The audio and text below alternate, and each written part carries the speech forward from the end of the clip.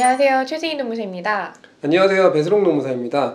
노무사님, 최근에 코로나19 백신 접종을 많이 하시잖아요. 그래서 코로나19 백신을 접종하고 휴가를 어떻게 해야 되는지 궁금해 하시는 분들이 굉장히 많으시거든요. 그래서 오늘은 코로나19 백신 접종과 관련한 휴가에 대해서 알아보도록 하겠습니다.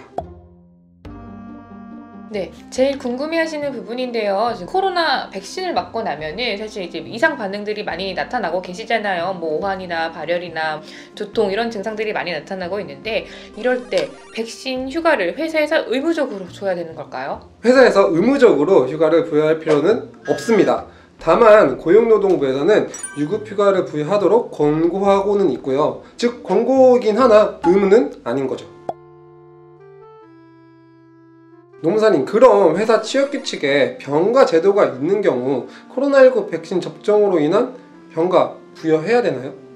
사실 병가라고 하는 거는 이제 법정 휴가는 아니에요. 그러니까 이제 연차 휴가랑은 그 성격이 조금 다른데 회사의 취업 규칙에 병가라는 이런 제도가 규정화가 되어 있다라고 하면은 병가를 주셔야죠.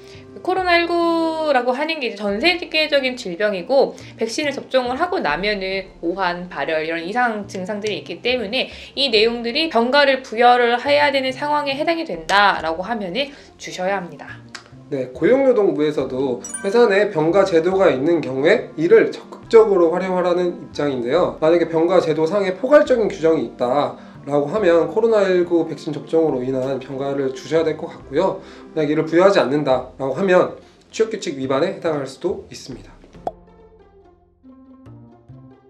많은 회사에서 병가 규정에 보면은 의사소견서를 요건을 하는 경우들이 있어요. 사실 코로나 백신을 맞고 난 다음에 의사소견서가 없는 경우들이 많을 텐데 이럴 때에도 병가 신청할 때 의사소견서를 꼭 제출을 해야 될까요?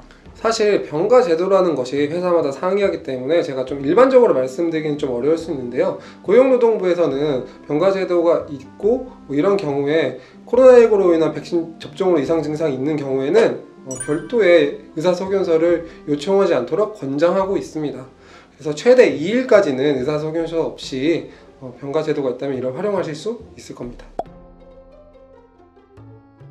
노무사님, 그러면 코로나19 백신을 접종하고 난 뒤에 아프면 연차휴가는 사용할 수 있는 건가요? 그럼요. 연차는 근로자의 당연한 권리이기 때문에 아파서 쓰겠다고 하는데 이걸 막을 수는 없습니다. 그럼 근로자분이 연차라고 얘기는 하지 않았고 코로나19 백신 휴가를 달라고 하면서 했을 때 회사에서 이것을 일방적으로 연차로 처리할 수 있는 건가요? 연차 휴가라고 하는 거는 근로자한테 그 청구권이 있어요. 그래서 근로자가 원하지 않는데 회사에서 일방적으로 백신 휴가 달라고 했는데 이걸 연차로 대체해버린다. 사실 이거는 안 되세요. 다만 회사에서 연차 말고 다른 유급 휴가를 줄 의무가 없는 상황이다 라고 하면은 나 백신 맞아서 아파서 쉬겠다. 근데 연차는 안 쓰겠다 라고 하면은 회사 입장에서 무급으로 처리할 수도 있어요.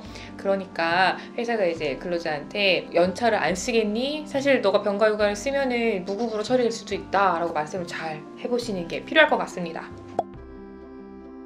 네, 노무사님, 그러면은 현재 코로나19 백신 접종으로 인한 휴가에 대해서 지원금 제도는 따로 있나요? 아니요. 아쉽게도 현재 백신 휴가 자체에 대한 지원금 제도는 없습니다. 물론 이제 코로나 때문에 보건당국으로부터 뭐 격리 통보를 받았다라고 하면은 이거에 대한 지원금 제도는 있는데 백신 휴가 그 자체에 대한 지원금 제도는 아직까지는 없습니다.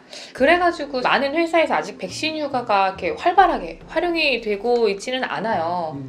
사실 대기업 같은 경우에는 최근에 백신 휴가를 이제 좀 도입한 사례가 굉장히 많이 있고 상대적으로 좀 작은 기업들 같은 경우에는 백신 휴가를 도입하지 못하고 있는 게 좀 현실이기도 한데요. 네, 그래서 국가에서 백신 휴가 자체를 좀 유급화하거나 아니면은 백신 휴가에 대한 지원금 제도를 마련하는 대책이 필요한 것으로 보입니다.